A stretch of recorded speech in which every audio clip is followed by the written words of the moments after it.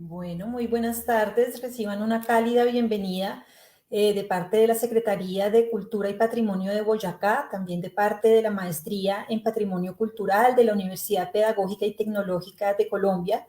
Nos hemos unido en esta oportunidad para continuar estos diálogos del patrimonio, hoy con una conferencia maravillosa titulada Música, Territorio y Patrimonio Campesino en Boyacá. Pues estamos en este marco de celebración del mes del patrimonio. Enviamos un saludo muy especial a la maestra Sandra Mireya Becerra por hacer posible este tipo de espacios en el que nos reunimos a dialogar. Hoy pues hablaremos específicamente de las músicas campesinas y para eso nos estará acompañando Nicolo Campo Hernández.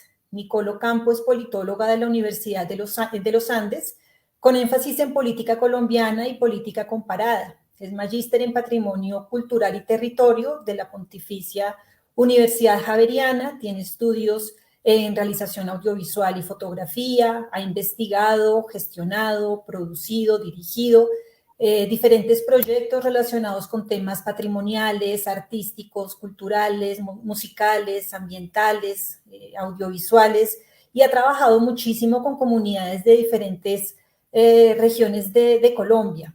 Es música empírica, es amante de la carranga, de la cumbia, según estábamos conversando ahorita, entonces creo que vamos a tener una conversación pues muy productiva y muy interesante.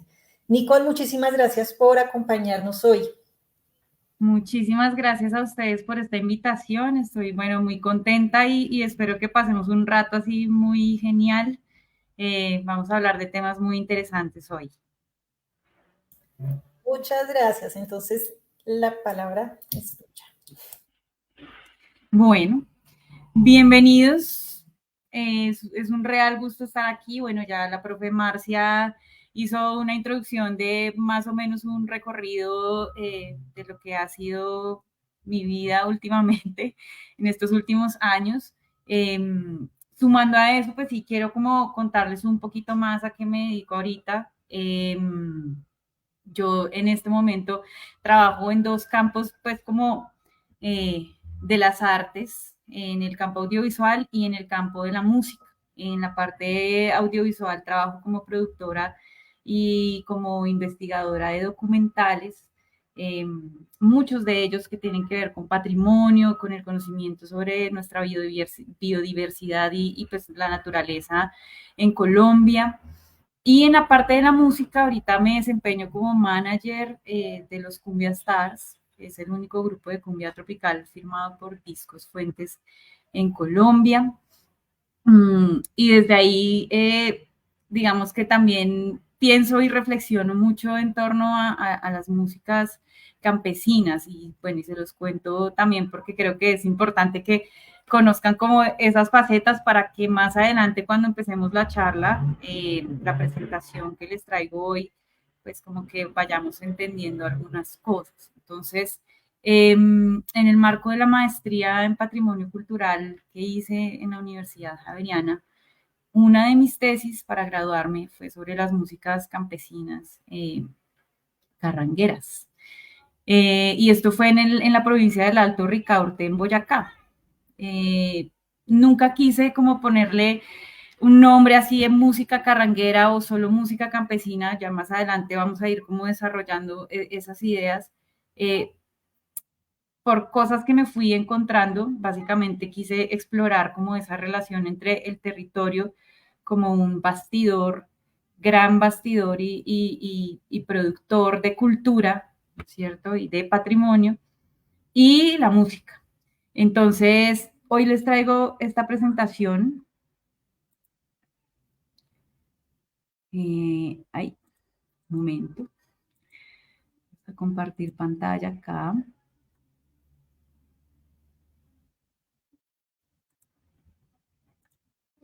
Hoy les traigo esta presentación en la que vamos a ir haciendo un recorrido. Eh, qué bien, estas cosas pasan. En las que vamos a ir haciendo un recorrido, pues como por lo que les vengo contando de mi tesis. Entonces, bueno, quise arrancar con esta copla que se llama Canta el Pueblo, porque tiene muchas cosas que cantar. Viva el que se echa una canta y viva el canto popular del gran maestro Jorge Velosa. Quise iniciar con una copla porque las coplas empezaron a ser un eje muy importante a lo largo de mi trabajo, de mi tesis de maestría. Fueron una manera de anclar lo que es la tradición oral en Boyacá con la música y con el territorio.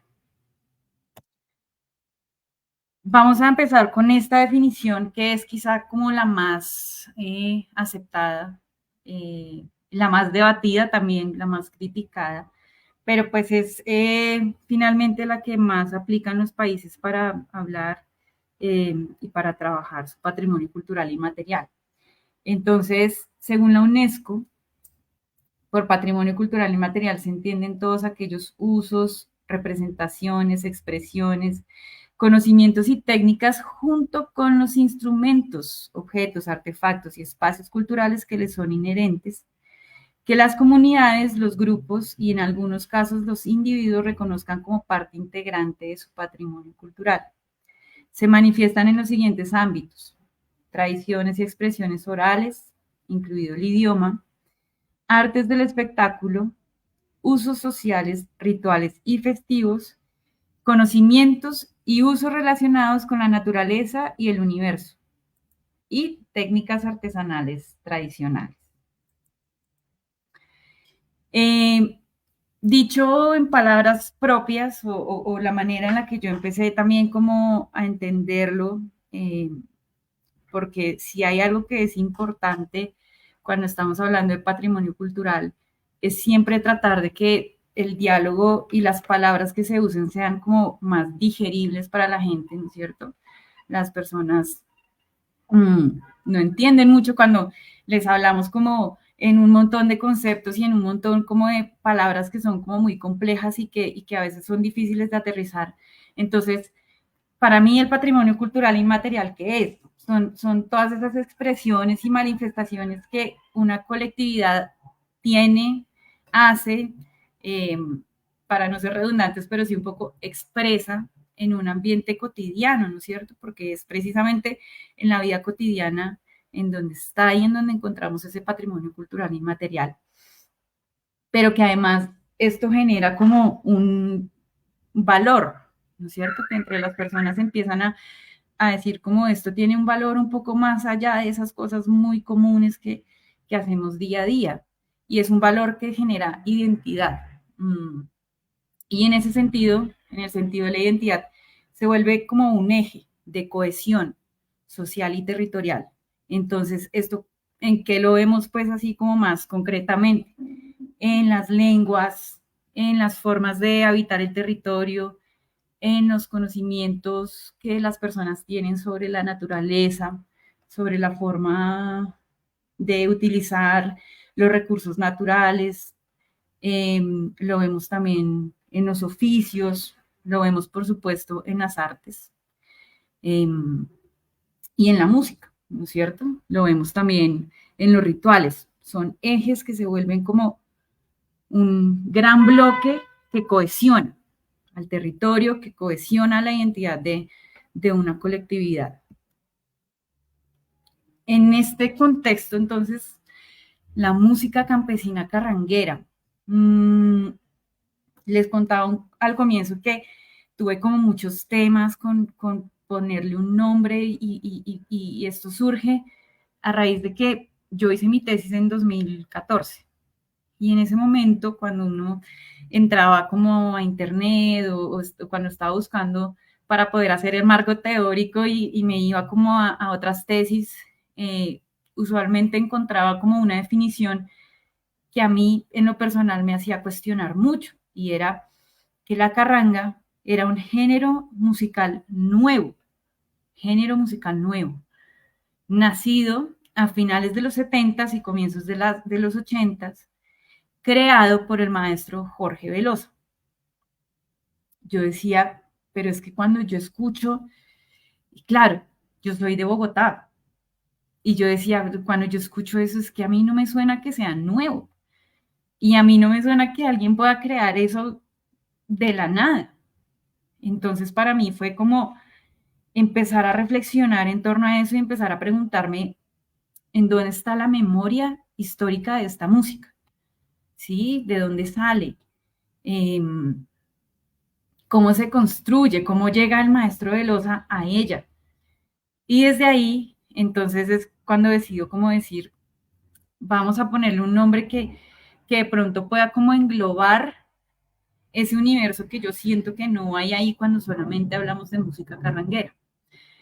Y esta es la razón por la cual siempre cuando me preguntan, cuando yo hablo sobre esto, digo música campesina carranguera, porque claro, sin duda ese aporte del maestro Jorge Velosa, que es invaluable y que ha sido pues como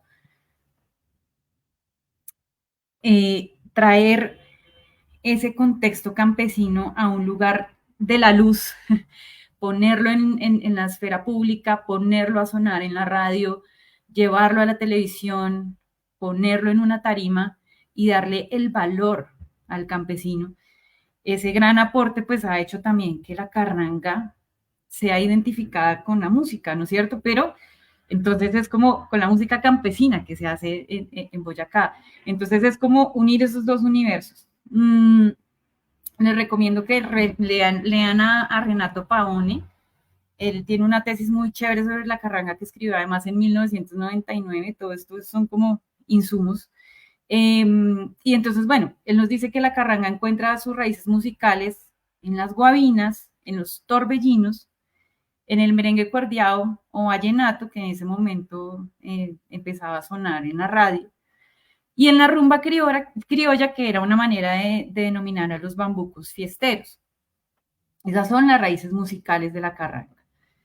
En cuanto a formato musical, pues sabemos que se toca con tiple, con el requinto, con la guitarra, con la guacharaca, que además es un instrumento indígena, eh, y que pues tiene un formato de voces, ¿no es cierto?, que están muy ligadas a la guabina y que además hay grupos que dependiendo pues como también de su apuesta sonora, le incorporan otros instrumentos como la carraca del burro, como la pandereta, como el quiribillo, como las cucharas.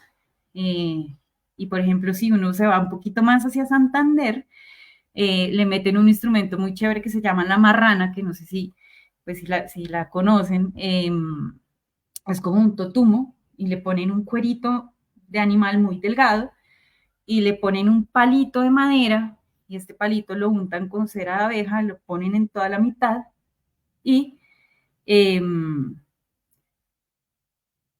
y usted, perdón, Marcia, qué pena, pero es que se me salió de la pantalla y no sé por qué. Marcia. Sí, sí, te estamos escuchando. Y se ve la presentación porque no sé por qué se salió de la pantalla. Estamos viendo la diapositiva de música campesina Ah, carranguera. listo. Genial. Perdón, es que estas cosas pasan.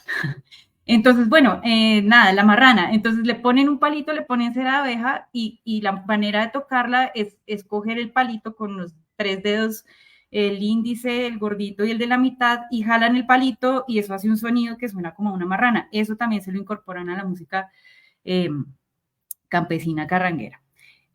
Además de esto, bueno, se dice que se derivan dos estilos, que son el merengue y la rumba. Pero entonces, cuando uno ya empieza a ir al territorio, a hablar con los demás músicos, a mirar cómo tocan, a escucharlos, se da cuenta que no es solo merengue y rumba, que a veces están ahí en medio de la fiesta y le dicen a uno, bueno, me voy a echar un merengue joropiado, o me voy a echar un merengue sentimental, o me voy a poner una rumba guavineada, o me voy a pasear una rumba, ¿no es cierto? Entonces, ya dentro de eso empiezan a ver como estas diferencias también en cuanto a los estilos. Eh, Así como hablando un poco como de cómo fue esta experiencia de campo y de cómo empecé a encontrar como algunas diferencias, pues la música es como la manera en la que los campesinos cuando hablo de los, también hablo de las campesinas, expresan ese sentir colectivo y expresan como su manera de vivir, ¿no es cierto? Su modo de habitar el territorio, sus pensamientos, sus sentimientos, sus maneras de hablar. Entonces, esas narrativas que hay en las canciones están estrechamente ligadas a lo que significa ese ser campesino. ¿Mm? Y, claro, en medio de todo esto también, buscando y leyendo sobre la carranga, pues decía que la carranga es un modo de vida que por lo general le canta al amor, a la china, a las montañas, al ambiente, al cuidado de la naturaleza. Pero cuando estuve también en el territorio me di cuenta que de repente a veces no tanto, a veces como está tan ligado, como les digo, a la vida cotidiana, a los oficios. También hay canciones, por ejemplo, que hablan sobre la minería y esto pues no necesariamente cabe dentro de ese discurso del ambiente, que sí es muy fuerte dentro de esa línea de carranga definida por el maestro Velosa.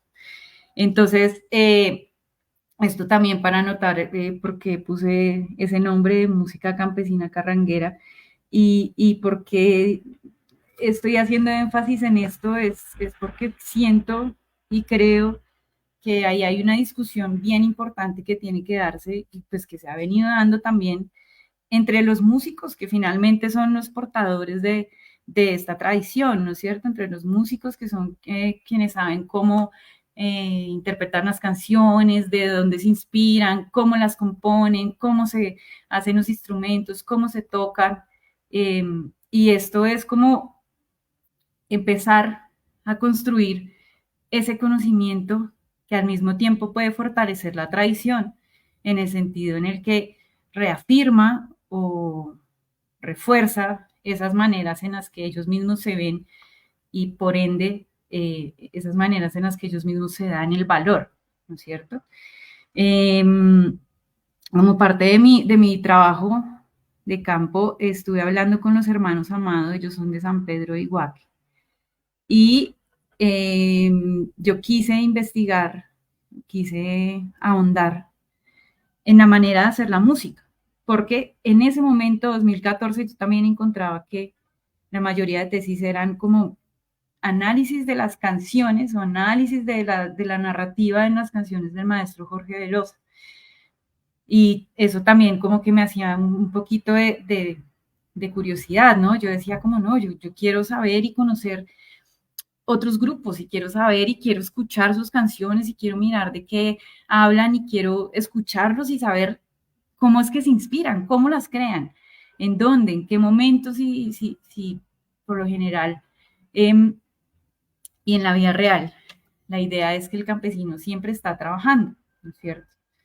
Entonces, bueno, puse esta pequeña cita en donde el maestro Pedro Nel Amado me dice, hacer las letras, querer lo que a uno le gusta hacer, hacerle uno la letra a una historia, a una mujer, a un paisaje, a su trabajo, a un animal, por ejemplo, la canción del perro mocho que es de nosotros. Es natural crear, uno hacer letras, crear en lo nuestro. Uno en el campo arregla, está trabajando y está arreglando canciones. Mi papá no le decía esta música carranguera, no le decía torbellinos, no le decía tónicas. Se iba para una fiesta y tocaba 8 días, porque primero si la romería era de 8 días, porque se ven aquí. Y decía, me toqué 900 tónicas, 300 tónicas, no le decía que una canción o una música, sino una tónica, se llamaba el torbellino, la guabina, decía que tónicas. Él se alcanzó a saber 900 canciones que tocaba en un matrimonio. Y bueno, les traigo a colación este audio, precisamente porque también mi curiosidad me llevó a preguntarles a ellos cómo les llamaban ustedes a la música, ¿sí? ¿Qué nombre tenía? Y muchos de ellos respondían 2 palabras claves, o tónicas o cantas. Entonces, bueno, vamos un poco a lo que es el territorio, que es el gran bastidor de estas músicas campesinas carrangueras. Y pues hoy vamos a hablar de Boyacá, pero pues sí, obviamente contarles a todos ustedes, muchos ya deben saber que pues la música campesina carranguera está presente en Santander y en Cundinamarca también. Entonces tenemos 3 departamentos, Santander, Boyacá y Cundinamarca. Están en el centro del país, están ubicados en la cordillera oriental. Boyacá es un territorio, pero así muy vasto, amplio, ¿no es cierto? De una gran diversidad de accidentes geográficos. También estamos aquí abajito, forma el altiplano cundiboyacense. Por aquí, a este lado más oriental, pues está todo el piedemonte llanero. Yo les voy a señalar con el cursor del mouse, perdón, algunas cosas que les quiero explicar sobre este territorio, ya viendo el mapa. A ver, el hecho de que esté en esta ubicación geográfica, el hecho de que limite con Santander, con norte de Santander, con Antioquia, con Caldas, con Cundinamarca, y con la parte llanera de Casanare y Arauca, hace también que los límites culturales sean como amplios en el sentido en el que, claro, todos nosotros estamos acostumbrados a que tenemos la división por departamentos, por municipios, por pueblitos, pero en la vida real, cuando uno está en un pueblito y pasa de un pueblito al otro, pues lo que le avisa que pasó de un pueblito al otro, si comparten, por ejemplo, climas muy similares o temas muy similares en términos de paisaje, pues uno no se da cuenta. Uno no se da cuenta que pasó, hagan de cuenta, de Moniquirá a Gachantibá, solo por el avisito que dice bienvenidos. Y todo esto es para decirles que muchas veces estos límites administrativos no necesariamente se corresponden con los límites culturales. Y ahí es cuando tenemos nosotros que estudiamos el patrimonio, que tener muchísimo cuidado con cómo manejamos ciertas categorías, con cómo manejamos la manera en la que construimos esas visiones sobre nuestro patrimonio. La vocación del territorio es netamente agrícola, pecuaria, minera, artesanal, y lo que nos podemos dar cuenta también es que la música no es igual en todo el territorio, ¿cierto? Si nos centramos por aquí en esta zona más occidental de Muso, Quipama, Copper, ustedes van para allá y toda esa música que suena allá, la carranga que suena allá va a estar como un poquito más echada hacia el corrido mexicano, las letras les van a hablar más sobre la minería. Lo mismo si se van por aquí, como a estas provincias más al oriente, que la presentación no me dejó poner todo el mapa, pero por ejemplo la provincia de Gutiérrez, la provincia de Valderrama, en estas provincias también todo es minería. Claro, la provincia del Alto Ricaurte, que está aquí, en toda esta parte central, que fue en donde yo hice mi tesis, en todos estos municipios de aquí, tiene una carranga un poco más diferente, más hacia la montaña, hacia la chinita, hacia la siembra de los productos agrícolas, ¿no es cierto? Y es súper importante ver también cómo este territorio se va construyendo en torno a esa vida cotidiana. Entonces, el territorio también nos dice a nosotros cómo nos vestimos, cómo vamos a trabajar la tierra, ¿cierto? Porque la tierra no es igual en cada lugar. ¿Qué alimentos vamos a sembrar? Define la manera en la que hablamos y es impresionante cuando uno realmente se adentra a estudiar esa relación que hay entre el territorio, el patrimonio, la cultura, y de qué manera sí es un determinante y es un bastidor. Pero claro, no olvidemos que es una construcción social. Todo el tiempo el ser humano está construyéndose en relación al otro. Todo el tiempo el ser humano está construyéndose en relación también a ese territorio. Entonces es un vínculo que hay ahí y que nos permite ver todo ese patrimonio vivo. Vamos a hablar un poquito de Moniquirá. ¿Por qué les quiero señalar Moniquirá? Moniquirá es un centro, o por lo menos sí fue como un centro reconocido por muchos de los músicos con los que yo hablé, como el epicentro donde sucedían las guabinas, ¿no es cierto? En donde las mujeres, que además siempre habían sido también protagonistas en el campo, un poco invisibilizadas, sí, pero las mujeres han sido, mejor dicho, portadoras de conocimientos, las que crían, trabajan a la par que los hombres, y pues por supuesto cantan. Ellas eran las guabineras, estaban aquí en Moniquirá, y por aquí, no está señalado, pero por aquí más o menos, al lado, como a la altura de San José de Pare y pegadita a Moniquirá, pues está Vélez, Vélez ya Santander, también reconocido como un epicentro de las guabinas y también reconocido como un epicentro de grandes requintistas, todos ellos muy, muy virtuosos. Es muy bello ver, por ejemplo, cómo los músicos también empiezan a hacer como algunas diferencias, ¿no? Ellos me decían, en Santander la carranga es como más rápida, eh, como diría un buen santanderiano, es más arrecha. Entonces de allá vienen como los requintistas más virtuosos porque ellos quieren tocarse requinto y uno escucha unas cosas brutales. En Boyacá la carranga tiende a ser un poco más romántica, claro. Yo diría que se referían más a esta zona central.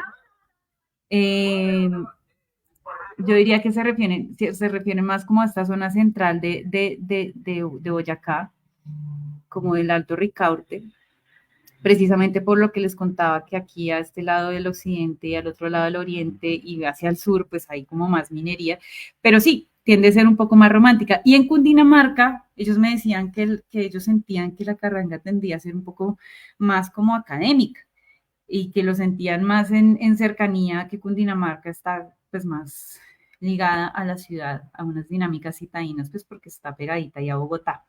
Entonces, bueno, yo sé que de pronto algunos, como pararse a mirar un mapa, puede ser como, uy, ¿qué es esto? Pero sí es como un consejo así muy, muy, diría yo, reiterativo. Siempre miren los mapas, siempre cuando estén en el territorio, cojan su mapita y miren cuáles son las carreteras, qué los conecta con qué, cómo está dividido, y si ustedes se pasan de un lugar a otro, qué cambia. Eso es súper importante, como la observación todo el tiempo. Y cuáles son las historias de los lugares. Entonces, Moniquirá, centro de las Guabinas. Tenemos también por aquí abajito a Tunja, ¿no es cierto? Que Tunja pues es como la capital de Boyacá, entonces ya tiene como otro tipo de identificación, ya la vemos como una ciudad grande en donde se concentran servicios, en donde ya no es tanto el campo, sino que hay otro tipo de elementos ahí y que pues muchos de los músicos de casi todos los municipios, me atrevería a decir yo, pues viven en Tunja. Y son precisamente esos músicos también los que empiezan a grabar discos, los que empiezan a salir de alguna manera como a esa vida, pues sí, como más pública, por así decirlo, a expresar esa música en una esfera más pública. Y por último, quería señalarles también Chiquinquirá, pues porque Chiquinquirá es realmente el santuario, yo me atrevería a decir que es el santuario pues más importante o de los más importantes de Boyacá, pues porque está la Virgen de Chiquinquirá, ¿cierto? Esto se lo señalo porque en la otra diapositiva les cuento por qué les señalo Chiquinquirá. Pero bueno, por ahora quiero invitarlos a escuchar un poquito de las guabinas para que también vayamos poniendo más contexto sonoro a lo que les estoy contando.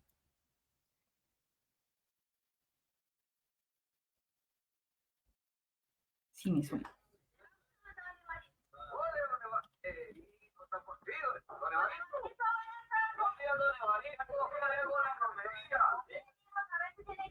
Si tienes guanabito, que lo ves con la vieja, compadrito. ¿Sí tienes? ¿Sí hay? Ah, bueno, guanabito, vean, empezamos, acomodemos los cables y echamos una cosita, porque será lo que le provoca esta gente, porque ella ve por ahí como una cosita.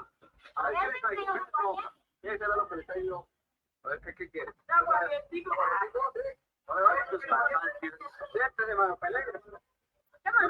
Lo voy a adelantar un poquito. Bueno, echémonos ahí una copita de la maíz después. Parita, ¿no?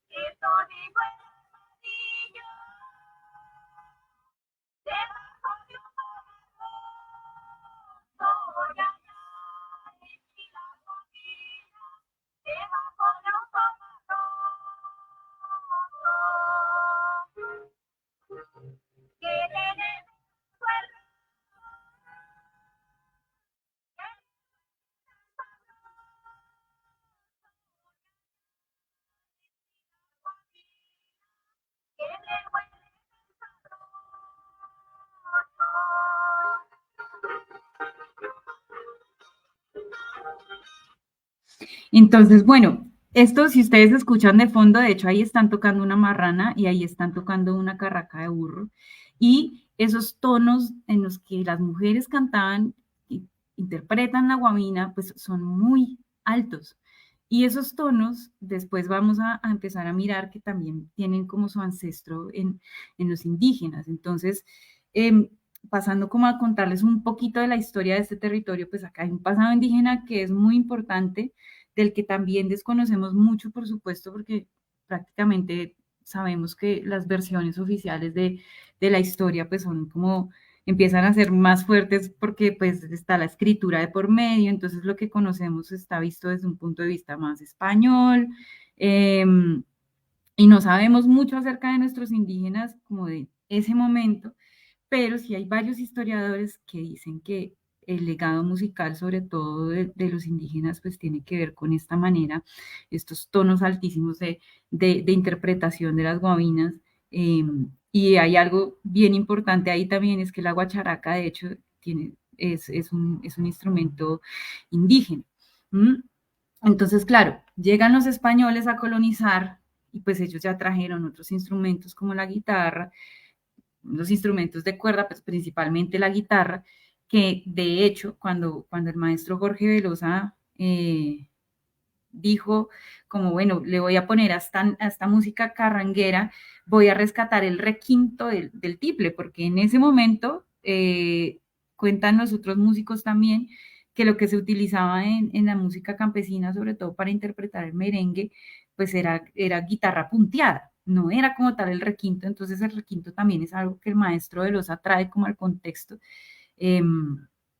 Y bueno, también aparte de estos instrumentos de cuerdas, pues vienen las coplas. Y entonces aquí es cuando empieza todo como a coger un poquito más de sentido.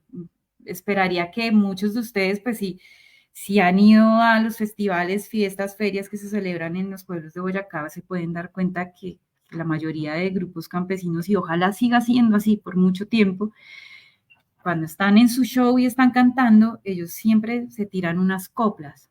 Entonces, aquí hay mucha historia, aquí hay mucha relación con ese patrimonio oral y esa transmisión del conocimiento oral que hay en el territorio. Y le señalaba anteriormente a Mónica Iraya Vélez, pues porque era un lugar de copleros, era un lugar en donde en cada esquina se sentaban estas mujeres a echarse las coplas y las acompañaban sus maridos, sus hermanos, sus familiares con los torbellinos, y que estas coplas pues claramente son un legado y que recogen como todo ese conocimiento de la cotidianidad, de los modos de vida de ellos en ese momento. Entonces, otro elemento bien importante que entra a jugar aquí en medio como de toda la historia es que los españoles también introdujeron esta tradición de la romería. Pero ¿qué pasaba? Que nuestros indígenas, ellos también hacían sus peregrinaciones como a sus lugares sagrados, que pues por lo general eran las lagunas, ¿no es cierto? Entonces, no sé, imagínense a los indígenas yendo a la laguna de San Pedro de Iguaque a hacer sus pagamentos. Llegan los españoles y les dicen, de repente ustedes ya no pueden adorar a sus dioses y esto ya no se llama peregrinación, sino que romería, y esta romería ya no va a la laguna, sino que va a una iglesia. Eso, palabras más, palabras menos, y muy cruel, porque fue muy cruel, fue lo que hicieron los españoles. Y digamos que en esto hay muchos historiadores que hablan de una práctica que hacían los indígenas, que era el ocultamiento, y era como prácticamente, bueno, ustedes saben, ¿no? El catolicismo es una región que es una religión iconoclasta, entonces tenemos diferentes santos, y lo que hacían los indígenas a veces era como, el ocultismo era como poner en paralelo o en equivalente, pues como a una de sus deidades, como decir, hagan de cuenta, estamos adorando a San Pedro, pero en el fondo estaban adorando al dios de la laguna. Esto dicen como algunos historiadores que se practicó durante algún tiempo, pero entonces ya en este tránsito empezamos a encontrar pues ya como ese origen ya más mestizo, que estoy en ese casi hacia el siglo XVI, es realmente cuando nace el mestizo, y es como cuando realmente ese escenario de conquista pues ya triunfa prácticamente. Y esto se dio en Chiquinquirá, por eso le señalaba Chiquinquirá en el mapa. Esto sucedió cuando ya los indígenas por primera vez empiezan a adorar a la Virgen como propia, pues como ya ella es nuestra eh, madre y es como en la que creemos y a la que adoramos y a la que le hacemos la romería. Y esto sucedió así muy cortamente. Después, si quieren, escriben y yo les puedo mandar algún listadito de bibliografía para que se lean, porque estas historias son realmente bonitas. Pero esto sucedió con una señora que se llamaba María Ramos. María Ramos estaba orando. Ellos tenían un cuadro que de hecho el cuadro, si no estoy mal, estaba en su Tamarchán de la Virgen, y al cuadro le había caído así como mucha lluvia y polvo, y el cuadro estaba borrado, eso no se veía qué era. Y tenían este cuadro ahí como, ahí en el, colgadito, pues ahí como, pero pues nadie sabía qué era, y estaba María Ramos orando, y de repente dicen que pasó la India Isabel, además el nombre, ¿no? La India Isabel, y el cuadro empezó a brillar y de repente en el cuadro apareció la Virgen de Chiquinquirá. Y eso fue un verdadero milagro porque pues todos habían visto que el cuadro estaba borrado, que ahí no se veía nada, y de repente entonces está orando María Ramos, pasa la India Isabel y el cuadro empieza a brillar y aparece la imagen de la Virgen de Chiquinquirá. Entonces claramente eso fue como un milagro y fue como reconocido por los indígenas como algo para ya convertirse pues en devotos de la Virgen. Y entonces se lleva el cuadro a Chiquinquirá y por eso también es que ya Chiquinquirá empieza a ser como este epicentro religioso. Entonces ahí ya triunfa ese mestizaje, ahí ya empezamos con todo el tema de las romerías. Y les traigo esto a colación, ¿por qué? Porque eran esas romerías que se daban por el territorio. En ese momento también tengamos en cuenta que pues existían caminos de herradura, pero pues que, por ejemplo, para ir de San Pedro de Iguaque a Chiquinquirá se gastaban fácilmente 10 días a pie. Entonces ellos echaban su tiple, su guitarra, sus requintos y se iban entonando sus tónicas y sus coplas desde los diferentes lugares hasta Chiquinquirá en esa romería. Y en medio de todo esto es que ya podemos encontrar como un contexto pues más histórico de la carranga, de esas músicas campesinas que empiezan también a dar vida a los merengues, cuerdiados, ¿no es cierto? A toda esta influencia, pues, porque ya sí podemos hablar de eso, como las guabinas, los torbellinos, los pasillos, las coplas, el merengue cuerdiado, el bambuco o rumba, empieza ya como a coger, pues como cuando uno echa en una olla un sancocho y esa cosa empieza a hervir, listo, ahí ya tenemos un pasado pues como mucho más tangible, por así decirlo, de esta música campesina carranguera. Entonces, bueno, les voy a poner una nota de un pedacito, un extracto, una entrevista que me contaba Pedro en el Amado. Ahí les va. Eso la romería, yo me acuerdo, mira, él iba a la fiesta de Nuestra Señora del Carmen. Yo me iba a pie de Iguaque a Villa de Leyva, a pie, a Chiquinquirá no fue a pie, mi taita se fue a pie. Nos llevaban, nos invitaban a un matrimonio o una romería y nos llevaban a cantar. Siempre la gente se acostumbraba a casarse y se iban a la romería. Eso, el matrimonio era el sábado y la fiesta ya estaban invitados los músicos y los padrinos desde el miércoles al día de la matanza de la res o del chivo que mataban, o la oveja o el marrano o las gallinas. Pero era una romería de 8 días en un matrimonio. Y nosotros tocábamos a palo seco y no nos pagaba nada.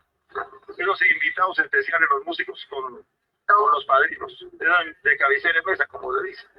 Los músicos y los padrinos, y baile y cante.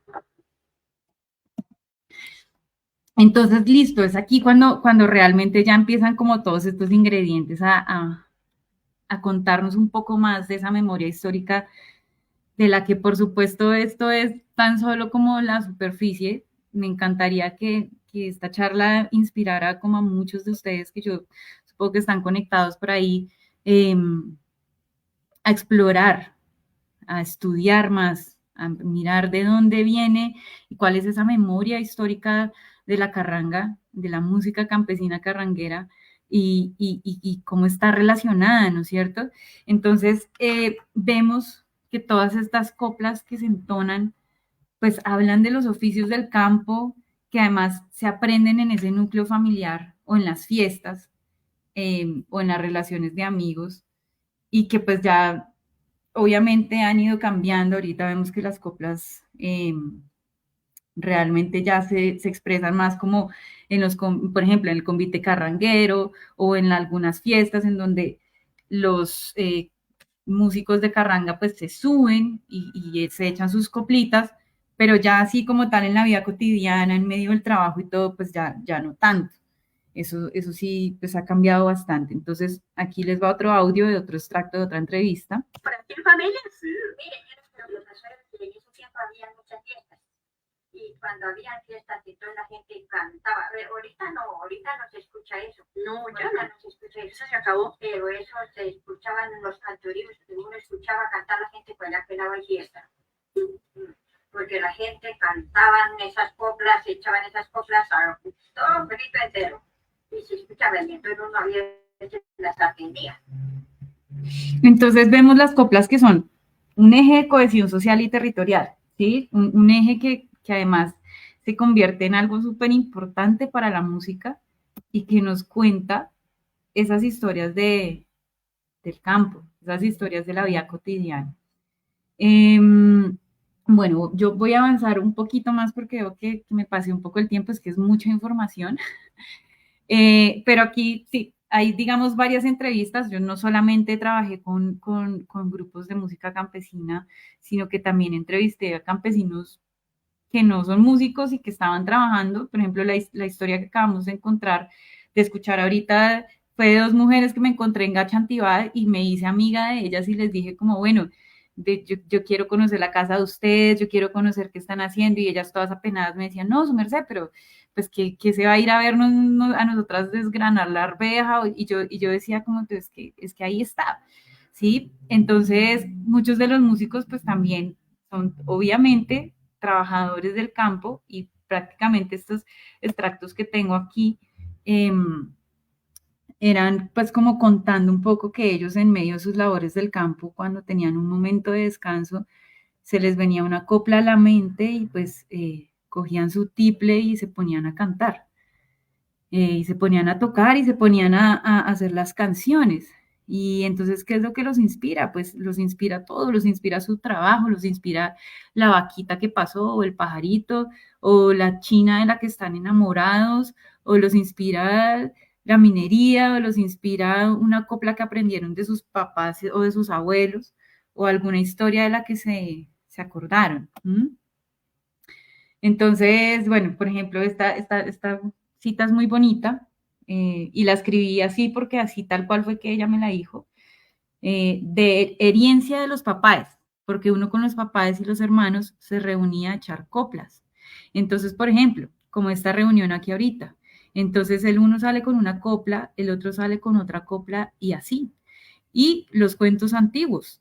Mi papá nos contaba muchos cuentos antiguos.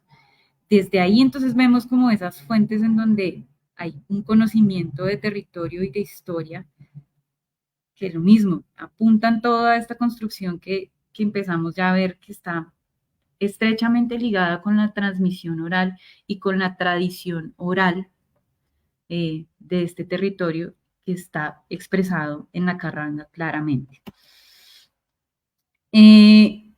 Aquí quise hacer como este apunte, y es que la transmisión oral tanto la transmisión oral del conocimiento como la memoria supone olvido, ¿sí? Es importante pensar en esto, porque de repente uno piensa que cuando a uno le están transmitiendo oralmente, cuando uno dice, no, sí, estamos hablando sobre la transmisión oral de un territorio, está todo el conocimiento ahí, está toda la tradición ahí. No, sí, esto supone olvido porque hay cosas que necesariamente, si yo le digo la copla a mi amigo y mi amigo se la dice al otro y el otro al otro y el otro al otro, al final probablemente la información que dio la persona original no es la que le llega al último. Y eso pasa en la vida y pasa en el siglo I y pasa en el siglo XXI. Entonces, es también como para que desde el patrimonio pensemos en esa manera nuestra de hacer las categorías de análisis, de poner unos conocimientos sobre esas tradiciones y de ser tan puristas, ¿sí? En el sentido en el que muchas veces nosotros decimos como no. Entonces la carranga es un género musical y se toca de esta manera y su formato de instrumentos es solamente este y los que la tocan se tienen que poner ruana y sombrero y tienen que dar coplas. Entonces, si la música cumple esos 5 requisitos, entonces sí es carranga. Y si la música no cumple esos 5 requisitos, entonces es otra cosa. Eso suele y tiende a pasar mucho con estas categorías de análisis que, claro, las personas que estudiamos el patrimonio, pues las necesitamos para poder llegar como a unos conocimientos, ¿no es cierto? Y poder estructurar cosas. Las personas que trabajan en las alcaldías, en el Ministerio de Cultura, pues necesitan también como algo muy estructurado para poderlo medianamente entender, pero nunca nos damos cuenta que ahí hay muchos hilos finos que hay que tejer y que hay que cuidar, sobre todo, que hay que tener mucho cuidado porque son delicadísimos en el sentido en el que uno puede realmente llegar a afectar una manifestación cultural inmaterial, su patrimonio cultural inmaterial, cuando cree que todo es tan rígido, ¿no es cierto? Cuando cree que la tradición no cambia o no se transforma. Entonces, este supone olvido significa precisamente eso, que siempre va a haber una transformación, que siempre en ese cambio generacional van a haber unas personas que cojan algunos elementos, se los apropien, los transformen y que esa es la manera real en la que las tradiciones logran sobrellevar el tiempo.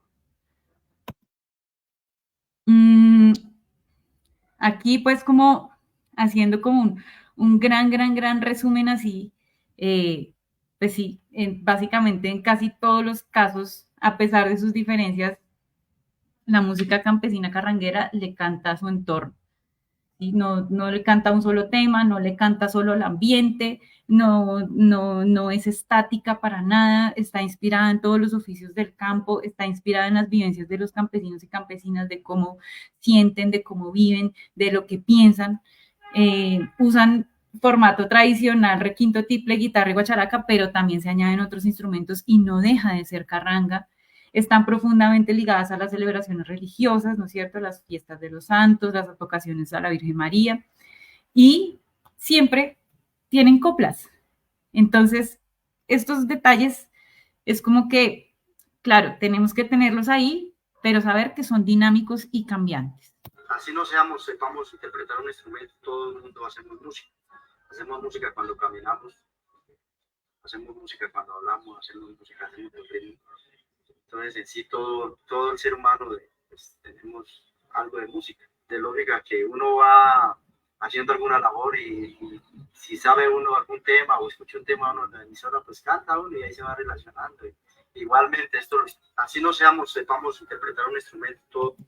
Bueno, voy a pasar rápidamente porque, ay, Dios mío, me pasé un poco, pero quería como traerles como ya una parte un poquito menos teórica, un poquito más práctica y que escuchemos algunos extractos de canciones que hablan sobre estas relaciones que les digo de la vida cotidiana y del territorio.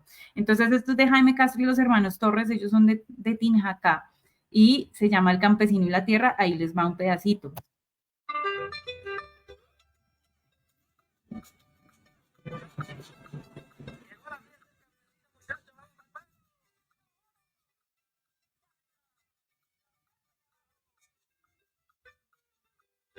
Yo soy feliz en el campo y del campo siempre he sido. Quiero vivir en mi tierra y aquí me siento mejor. Por la pureza del agua, por el aire que respiro. Por el amor a la fauna, por la matica y la flor. No me digas que me vaya, es lo que voy a buscar. El campo me lo da todo y aquí me quiero quedar. A donde quiera que vaya, su carne, lo mismo el rey, donde vaya mi amigo tiene que arar. El campesino y los oficios, era lo que les hablaba hace un rato. Por ejemplo, miren esta canción habla sobre la minería.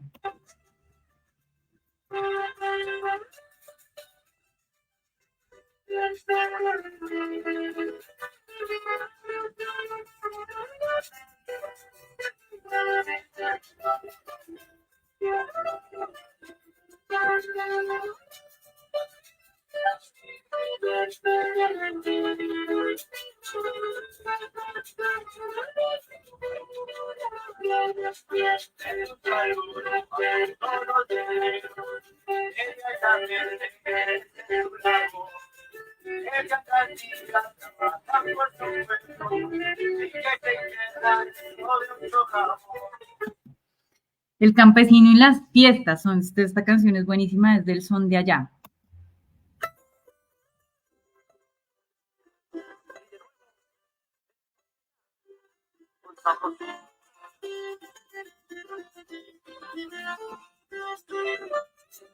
Venga pa' acá, mijita, quiero bailar. Venga pa' acá, mijita, quiero bailar. Este carrango movido que nos pone a regular. Este carrango movido que nos pone a regular. Ya que esta pata pa' allá, ya que esta pata pa' acá. Coge bien la cintura y mueva la colita más. El campesino y el amor, este grupo es el Pueblo Canta de don Álvaro Zuesca, del maestro de Tuta.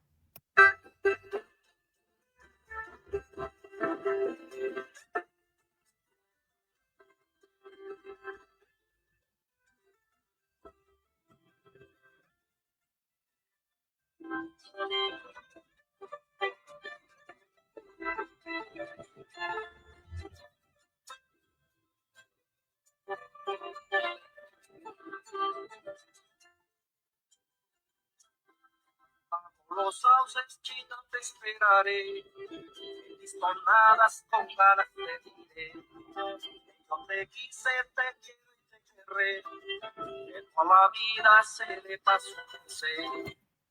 El campesino y los animales, esta canción es súper linda del maestro Jorge Velosa. Voy a adelantarla un poquito. Les había puesto un ejemplo de coplas, de hecho.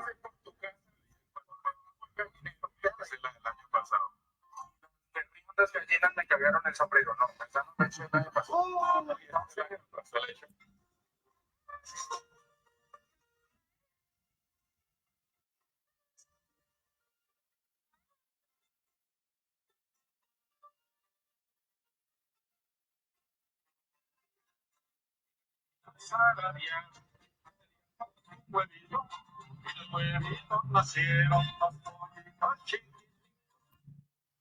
Campesino y la picardía, estos son los alegres del Guablo.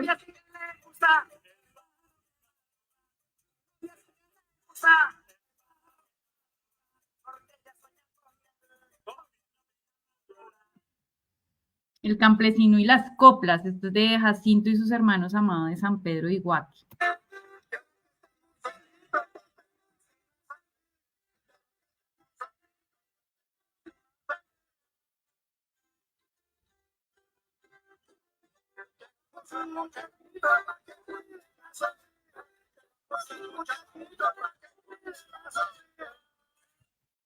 El campesino y la ciudad, esto es del maestro Tocayo Vargas.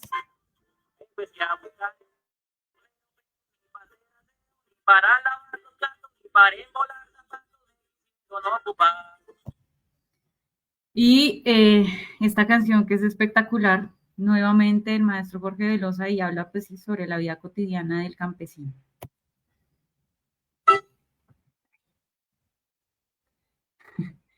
Igual ya todos la conocen.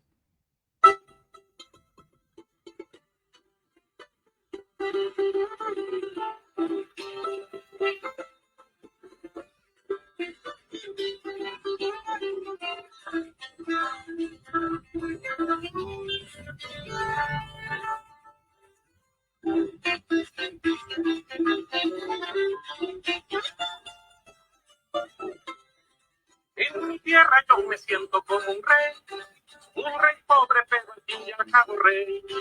Mi castillo es un ranchito de embarrar y mi reino todo lo que alcanzo a ver. Y bueno, algunas ya reflexiones finales. Era mucha información para meter en 45 minutos, pero bueno, vamos con ello. Entonces, hay algo súper importante y es como esta necesidad de siempre reconocer el rol del territorio, ¿cierto? Cómo es instrumental para esa memoria oral, porque finalmente todo esto sobrevive es gracias a que hay constantemente a lo largo de la historia una interacción de unos grupos, de unos colectivos humanos que sobre ese mismo territorio crean y hacen sus expresiones y sus manifestaciones, y esto es también lo que les da a ellos como la identidad y la cohesión. Entonces, siempre estar atentos a cómo esas expresiones del territorio me están contando algo, ¿no es cierto? A observar, porque si hay algo que nos ha caracterizado a nosotros los seres humanos siempre y nuestra manera de construir el conocimiento en la ciencia es esta capacidad de observación, de curiosidad, ¿no es cierto? De hacer preguntas, de saber que cada pregunta que hago y me respondo también me lleva a otras preguntas, sobre todo de validar los diferentes tipos de conocimientos, porque también se trata de eso, es un diálogo. Y aprovecho para decirles algo, y es muy importante esto. No hay un conocimiento que sea mayor que otro ni que sea más válido que el otro. El conocimiento científico simplemente es diferente al conocimiento del campesino, es diferente al del académico, es diferente al de la persona que está ya en planeación haciendo sus temas territoriales. Son con diferentes conocimientos, pero tenemos que precisamente ponerlos a dialogar. Un campesino no es menos conocedor de su territorio que un científico. Incluso muchas veces como científicos, las personas que ya están así súper capacitadas con maestrías, con doctorados, llegan a un territorio y no saben cómo hacer algo, no saben, hagan de cuenta a qué hora sale el animal que están buscando, y ¿quién le resuelve eso? El campesino. Vea su merced que ese animal sale como a las 3 de la mañana y sale por allá en la cañada detrás de la montaña o no sé qué. Entonces, ojo con tener cuidado con validar los diferentes tipos de conocimientos. Algo súper importante es que nosotros siempre necesitamos construir todo esto en relación al patrimonio junto a los portadores del conocimiento. Estas decisiones que se toman desde los escritorios, sin hablar con la gente, sin hacer talleres, sin acercarse a los portadores de las tradiciones con un respeto, con el respeto que se merecen, sin tener en cuenta sus puntos de vista, sus maneras de pensar y todo, eso no se debe hacer, porque realmente lo que mantiene vivo el patrimonio cultural inmaterial, pues es ese dinamismo, es ese conocimiento, son todas esas interacciones que están ahí, que son muy difíciles de agarrar, pero que nosotros necesitamos construir con ellos. Y pues por último, yo creo que no hay una forma más bonita, por lo menos para mí en lo personal, pues habrá personas que opinen diferente, pero no hay una forma más bonita de escuchar los relatos del territorio que no sea a través de la música, y creo que esto ha sido como una experiencia que me marcó la vida, que nuevamente aprovecho para darle las gracias a mi tutora, Mónica Terrien, que ella fue la que me dirigió y la que me enseñó a mirar, y la que me enseñó a escuchar esas cosas que de repente a mí se me pasaban, y bueno, es esto, la música campesina carranguera expresa esa memoria local y es la manera de materializar todas esas vivencias de los campesinos en su territorio. Entonces, cuidémosla, respetémosla y amémosla, escuchémosla, bailémosla y sobre todo dejémosla ser. Por último, esta pequeña diapositiva, pues la vida, para ser la vida, 2 cosas debe tener: risa toda la que quiera y canto a más no poder. Todas esas fotos fueron de mi trabajo de campo con los campesinos. Entonces, bueno, hemos terminado. Espero que haya espacio para las preguntas. Aquí estoy. Nicole, muchísimas gracias por esta conferencia tan bella. Yo creo que que nos llegó a todos profundamente este sentido de cómo esta música transmite un conocimiento profundo sobre unos territorios y sobre unas formas de habitar unos territorios. Yo voy a darle paso te quiero compartir los comentarios, los comentarios y las preguntas, que hay unos bien interesantes, como esas resonancias que hubo. Nos comentaban en primer lugar desde el corregimiento del Morro en Yopal que les gusta mucho el merengue campesino y que la carranga es la protagonista. Entonces, frente a toda esta idea, además que solemos tener la carranga muy delimitada a Ráquira y a ciertos lugares acá, pues tú alcanzaste con las limitantes que tiene estos espacios de tiempo, nos pudiste mostrar pues que hay un abanico enorme por descubrir, y aquí Constanza con su comentario pues nos lo rectifica. Michelle Gómez nos comparte una coplita carranguera que yo me atrevería, conociendo la sensibilidad musical de Michelle, me atrevería a pensar que es suya. No lo sé, pero la voy a leer rápidamente. Dice: entre sones campesinos, pero también citadinos, la música carranguera un día nació. Aunque es mezcla de ritmos, los carrangueros sabemos que tiene sentido y razón. Es copla y pensamiento, razón y corazón. Es nuestra filosofía de vida que en el campo se hizo pregón. No tengo mucha gracia para leer las coplas, pero está muy bella. Qué bonita, sí. Y bueno, te voy ahora sí a transmitir la primera pregunta que hacen aquí quienes nos están acompañando.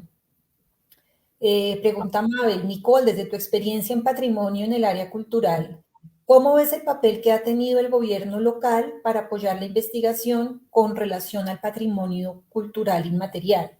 ¿Qué tanto interés ves en que se pueda documentar la historia y generar trazabilidad? Y también quisiera saber para ti, ¿cómo podemos trabajar nosotros para que la misma población local, las nuevas generaciones, sean también dolientes de su cultura y haya un compromiso social por preservar, proteger, aquí se me cortó, preservar, proteger y difundir? Ya. Ok, bueno, pues no sé de dónde él está preguntando desde qué lugar, porque bueno, local puede ser mucho, digamos, la voy a poner, la voy a responder como general. Para mí es muy difícil. A ver, les voy a contar, por ejemplo, mi experiencia en Arcabuco. Cuando yo llegué a Arcabuco, y Arcabuco está un poquito más al norte del Alto Ricaurte, que fue como lo que yo trabajé. Pero cuando yo llegué a Arcabuco, yo me encontré con un panorama que en ese momento, repito, 2014, para mí fue como muy desolador, porque encontré que había un montón de instrumentos, oboes, flautas traversas, tubas, clarinetes, instrumentos de percusión ya más tirados hacia la música sinfónica, filarmónica.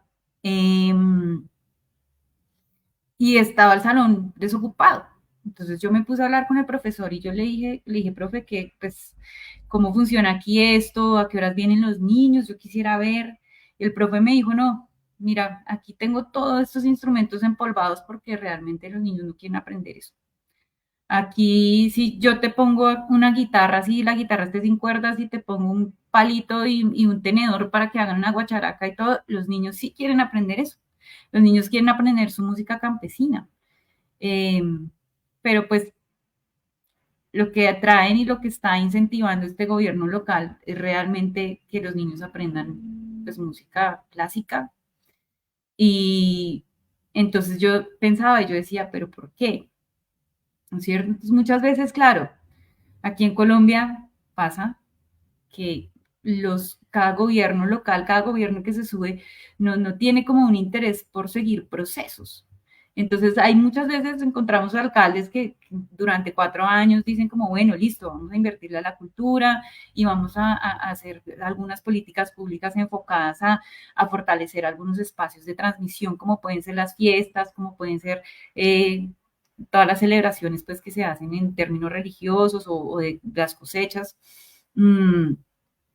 Y se acaban esos 4 años y se acaba la felicidad, porque llega y se sube el otro y el otro dice, no, de repente yo no estoy tan interesado en eso, venga, más bien pongámonos y metámonos en el programa nacional y traigamos instrumentos sinfónicos y que todos los niños se pongan a estudiar música clásica. Entonces, es difícil responder como qué tanto interés hay. Hay personas que desde su posición política se interesan, hay otras que no, pero lo que sí me parece que es importante es que tengamos en cuenta que pues vivimos en una democracia y que como tal todos como ciudadanos tenemos el derecho, pero también la obligación de estar súper pendientes de toda esta construcción de las políticas públicas y más si tienen que ver con temas culturales.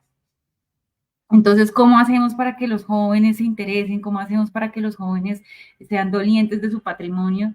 Para mí tiene que ver con estos espacios de transmisión de conocimiento, ¿no es cierto? Que ellos conozcan sus historias, que ellos conozcan las historias de sus abuelos, que conozcan de dónde viene su música, que se relacionen más con el territorio.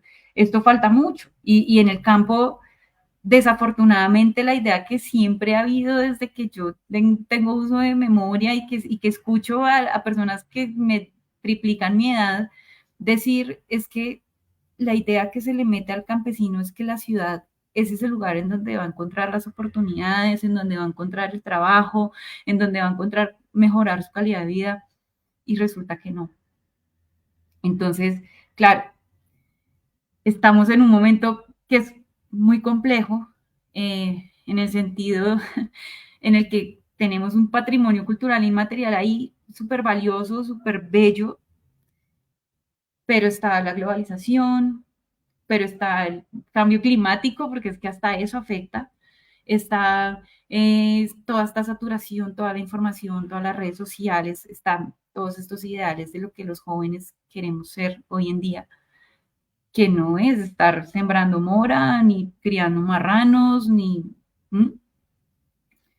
Y de alguna manera ya se empieza a ver que nuestro campo empieza a ser viejito en el sentido en el que la población que está ahí en el campo es ya población adulta, porque los jóvenes están emigrando. Sin embargo, no todo está perdido. Son muchos los jóvenes que ahorita tienen grupos de carranga y claro, que les meten otras cosas, que hacen carranga con rock o que hacen carranga con otro tipo de géneros.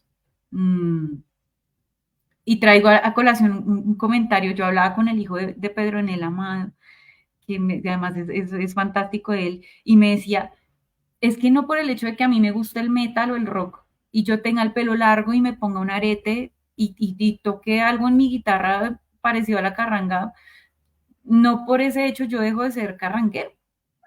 Y yo decía, ok, entonces es algo que yo también me pregunto, ¿no? ¿En qué momento un campesino deja de ser campesino por irse a la ciudad? ¿Mm? ¿En qué momento, si de repente ese campesino que se va a la ciudad también lleva consigo sus conocimientos, sus tradiciones, lo que valora de su cultura? Y si se encuentra con otros que estén iguales, ¿deja de ser campesino? Esa pregunta y esa reflexión, pues se las dejo a ustedes. Gracias, Nicole. Aquí para continuar con las preguntas, hay un comentario de Rubén Alarcón, que en primer lugar te agradece por tus aportes, por la conferencia y te cuenta o nos cuenta que su abuelo fue músico campesino. Dice, mi tío grababa en cassette los toques de otros músicos y así volvía con mis otros tíos y familiares a ensayar. Todas estas formas de circulación, de mantener, gracias por mantener vivo este cuento. Y su pregunta, ya la primera parte la contestaste un poco, Dice, teniendo en cuenta la constante migración, el frecuente intercambio que existe entre más dinámicas de ciudad, globalización, internet, radio, ¿cómo crees que puede darse la transmisión de la música carranguera a las nuevas generaciones? Que eso creo que también lo hablaste un poquito ya. De todas maneras, es interesante en tu exposición, nos alcanzas a mostrar que hay ciertos espacios de aprendizaje y transmisión que siguen muy vivos, como la familia, repetir las coplas, escucharlas, son escenarios que en ciertos contextos siguen manteniendo una fuerza interesante. Y la otra pregunta de Rubén dice así, ¿consideras que la música campesina ha acercado el campesinado hacia las dinámicas de las demás poblaciones en el país? ¿O, por el contrario, ha creado una imagen idealizada del trabajo del campo y sus dinámicas que solo se usa para resaltar el folclore de una zona particular del país? Me parece bien interesante la observación. Está súper interesante. Yo creo, a ver, le apostaría como a dos pedazos. El primero es que sí, definitivamente en algún momento, y lo repito, para mí este fue como el aporte más grande que hizo Jorge Velosa al campesinado y a la música campesina carranguera, y fue ponerlo en la esfera pública. Sí, en ese momento, 70, incluso más antes me atrevería a decir que por ahí desde los 30 hasta los 70 en Colombia, nadie quería ser campesino, ¿no es cierto? Todos querían irse a la ciudad, y ahorita pasa lo mismo, pero un poco diferente, ¿no? En ese momento, los campesinos eran vistos como los echazadón, como los que siempre están allá entre las vacas, los que tienen las uñas negras. Nadie quería ser campesino porque no. Y esa manera de ver al campesino es también una manera que hace que sus manifestaciones y su patrimonio y sus conocimientos sean vistos de una manera despectiva. Entonces, cuando el maestro Velosa coge esto y lo empieza a sonar en la radio y lo empieza a poner en una tarima, le da un valor. Esto, el hecho de que haya un grupo de música campesina carranguera que se va y se sube en una tarima, qué sé yo, aquí en Bogotá, allá en Medellín, cualquier lugar, cualquier ciudad, está de alguna manera llevando un mensaje y está diciendo, esto tiene valor, esto habla de un territorio, esto habla de unas comunidades, esto habla de unos conocimientos, esto habla de un patrimonio de un lugar. Entonces, sí le da valor. Y por otro lado, esa anotación que es súper válida, y es que sí, también hay muchas canciones que están escritas de alguna manera, están idealizando pues al campesino, están idealizando el oficio. Creo que lo hablaba mucho cuando estaba recién arrancando como la presentación, y yo les decía, definir la carranga como un modo de vida que le canta al ambiente y al cuidado de la naturaleza, no me casa, me hace ruido, me hace ruido porque cuando yo voy al territorio yo no veo eso.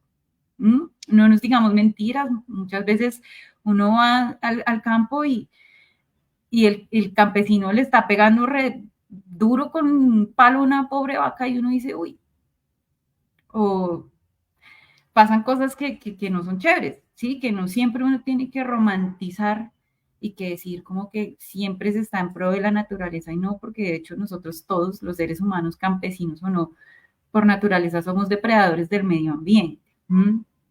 Entonces, sí hay como una corriente que tiende a idealizar, y precisamente por eso mi aporte, siento yo un poco en ese momento, fue decir, no, aquí hay diferentes narrativas, ¿no es cierto? Hay carranga que le canta a la minería, eso no es cuidar el medio ambiente. Y ahí ya perdemos un poco de esa idealización romántica del campesino que dice él, pero pues para así redondear pasan las dos cosas. Entonces, igual es importante seguir dando la lucha por esta música, igual es importante que esta música circule, porque si nos ponemos a analizar un poco en el contexto de las otras músicas, que hay en Colombia, que lo conversábamos tú y yo ahorita más temprano, hace un rato, pues Colombia es un país absolutamente diverso. Me atrevería a decir que puede ser un gran exportador de música porque el talento que hay es impresionante, pero tú escuchas cumbia en Europa y hay grupos de bullerengue que tocan en Londres. Y ahorita, por ejemplo, hay toda una delegación de la música del Pacífico, de la marimba de Chonta en África. Y la música llanera, ni hablar, que pues también la compartimos con Venezuela, que pues ahí no entra ese límite administrativo, esto es Colombia, esto es venezolano, eso es toda una región de unos llanos orientales que comparten los cantos de vaquería, que comparten el arpa, que comparten los capachos, sí, que hay diferencias, claro, pero hablando así en grosso modo, pues es prácticamente lo mismo y está en el mundo. O sea, miren, por ejemplo, un grupo, se lo recomiendo mucho, incluso Cimarrón. Cimarrón se la pasa girando en Estados Unidos y se la pasa girando en Europa y uno dice, wow, si es música colombiana que está en otras instancias. Pero ahí viene la pregunta. Hay músicos, hay grupos de música campesina carranguera que si acaso giran nacionalmente, es más complejo, ¿sí? De repente uno puede decir, ah, no, pues los Rolling Ruanas, pero los Rolling Ruanas no tienen esa tradición campesina tan marcada como si, por ejemplo, lo tienen semblanzas del río Guapi o un canalón de Timbiquí. ¿Mm? Entonces, ahí tenemos que empezar como a ver esas diferencias y también pensar en de qué manera se le brinda un apoyo en todos los sentidos a esa música campesina carranguera para que empiece a llevar a sus escenarios esos mensajes del campo.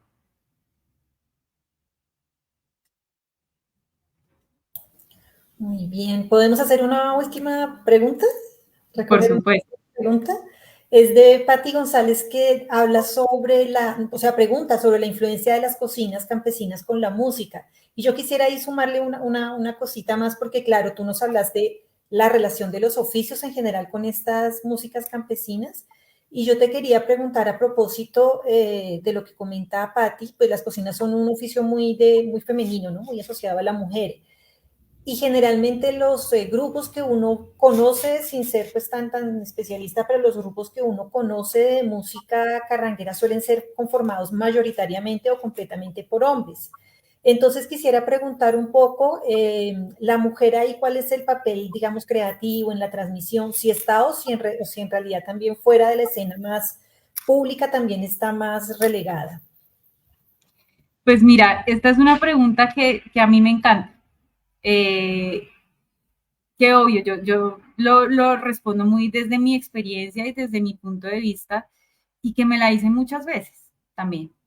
Yo decía, pero ¿por qué yo veo grupos y el 100% de los grupos, el 99% de los grupos son de hombres y por allá uno de repente a una mujer tocando una guacharaca o haciendo una segunda voz en los coros? Y también al mismo tiempo yo me respondía, pero es que claro, esto pasa en todos lados. Esto no es solo un tema de las músicas campesinas. No, señora, esto es un tema que tú vas qué sé yo, al Pacífico, y sí, tú de repente ves que la mayoría de mujeres en el coro, ok, sí, listo, son mujeres, pero si te vas a los grupos de chirimía en el norte, ahí ya no hay mujeres. Pero si te vas a los grupos de gaita, chirimía en el norte del Chocó, ¿no? Si te vas a mirar en los Montes de María, los grupos de gaita, ahí no hay mujeres. Hay una, encontrarás una o dos que uno dice como, wow, eso casi no se ve y es un tema que no es exclusivo de las músicas campesinas, entonces eso es importante como ponerlo ahí a colación. Entonces eso a mí también me hizo empezar a como ahondar un poco más en encontrar en dónde, cuál era el papel de las mujeres. Y cuando yo empecé a escuchar, por ejemplo, que no, que en Moniquirá iban, las más famosas eran las mujeres, que eran las que se echaban las coplas. Y yo decía, ah, pero sí. O cuando yo hablaba con mis amigas de Gachantibaya, que les conté, que incluso esas fotos que ustedes vieron ahí, yo estoy dentro de la casa de ellas y no fue, hola, te conocí hoy, fui a tu casa hoy y conversamos hoy, no, yo iba constantemente, yo me la pasé viajando pues así como casi más de 7 meses en eso. Y yo les preguntaba, bueno, ¿y la mujer qué? Y ellas me decían, no, es que mi papá obligaba a mi mamá a aprender a tocar el tiple para que lo acompañara, o aprender a cantar guabina para que la acompañara. Entonces, claro, ahí se mezclan muchas cosas, ¿no? Porque pues ya sabemos también que venimos de una sociedad que es muy machista y que las prácticas, sobre todo en el campo, pues siempre han sido muy duras, ¿sí? Que encontrábamos que vendían a las mujeres, o sea, hace 3 generaciones atrás, nosotras porque ahorita somos unas privilegiadas y estamos gozando de los resultados de las luchas de nuestras bisabuelas, abuelas, madres, pero 3 generaciones atrás, ellos vendían a sus hijas para casarlas con el muchacho que la familia les daba 3 ovejas. Eso pasaba. Entonces, obligaban a las mujeres a tocar o a cantar o a bailar. ¿Mm? Y en la música, el papel de la mujer siempre ha estado muy ligado a eso, al canto o al baile, no a la interpretación de los instrumentos, en ningún lado. ¿Sí? Pocas veces encuentras una mujer que toque marimba, ahorita en el 2020, pero de 40 años atrás, una entre 100, o una mujer que tocara gaita o una mujer que tocara el arpa. Ahorita es que eso se está empezando a ver. Entonces, indagar por ese conocimiento era también decir como, bueno, ¿quiénes eran las que criaban a los niños? Pues las mujeres. ¿Quiénes eran las que les enseñaban los oficios? Pues las mujeres. A hilar, que a arar la tierra, que a deshiervar, que a cuidar la vaca, que a ordeñar. ¿M? Y les enseñaban a hombres y a mujeres por igual. Entonces, sí hay unas cosas que por temas de roles, digamos, se reparten, ¿no? Entonces, la mujer a la cocina, el hombre al arado, pero en general trabajan a la par y la persona, digamos, el género que está siempre ahí presente en toda esa transmisión de conocimientos, pues es la mujer. Entonces ellas también les enseñaban las coplas. Y pues claro, ya después tú veías a los hombres allá en la fiesta tomando su chicha y su guarapito y cantando las coplas, pero probablemente las aprendían de las mujeres. Entonces, hay también como que diferenciar un poco eso. Sí, claro, hubo unas que resaltaban, como te contabas, a las guabineras que estaban allá en Moniquirá, pues que eran mujeres, pero ya como tal, ahorita uno sí ve mujeres y graneaditas, pero sí se ven. Entonces hay grupos familiares en donde se incluyen mujeres y ya de alguna manera esa lucha se está dando, pero no es algo que sea nuevo si uno lo ancla con la historia de esa transmisión del conocimiento.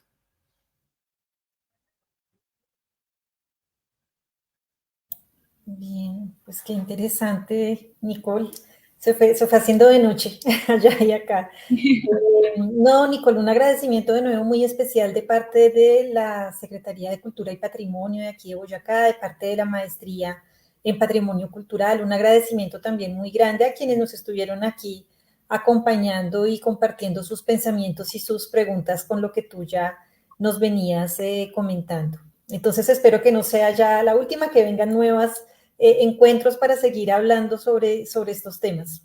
Mil Por gracias. supuesto, no, pues muchas gracias a ustedes, la verdad, yo feliz de poder compartir un poquito de lo que sé y mi invitación, por supuesto, es a que por favor escuchen grupos campesinos carrangueros, que vayan a las fiestas, que vayan al convite y sobre todo para las personas que se dedican al patrimonio cultural y que les gusta más irse por el lado del patrimonio cultural inmaterial.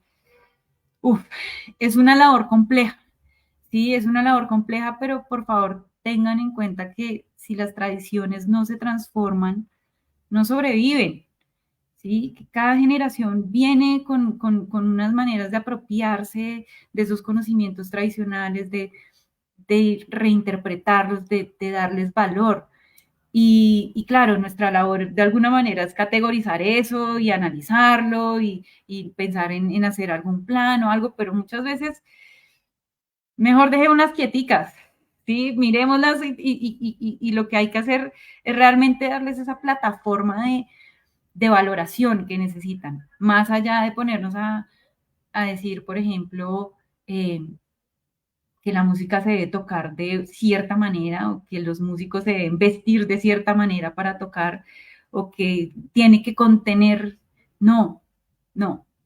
En cuanto a las tradiciones, dejémoslas quietas. Por lo demás, apoyemos las fiestas, apoyemos los festivales, apoyemos los convites, hagamos pues como todo un movimiento alrededor del campesinado para que de verdad esas manifestaciones y esas expresiones que vienen del territorio y que cuentan su historia y que tienen toda esa transmisión oral sean puestas en el lugar en el que merecen estar, que es un lugar bien alto, porque al final de cuentas estoy segura que a todos nos hacen un análisis de nuestro ADN y somos campesinos y somos indígenas y ahí está nuestra raíz. Entonces es una invitación a eso. Mil gracias, Nicole, mil gracias. De verdad que creo que sí logras, con lo que nos muestras, transmitirnos como tomar ese desafío y ese riesgo de asumir la complejidad de cualquier práctica o manifestación cultural y no quedarnos en el lugar común o no obligar a encajar todo en lo que queremos que encaje. Yo creo que aquí vemos que resultan cosas mucho más interesantes, ricas, que nos hagan pensar y que nos desestabilicen un poquito. Entonces, gracias de nuevo y bueno, feliz tarde. Muchas gracias y feliz tarde también.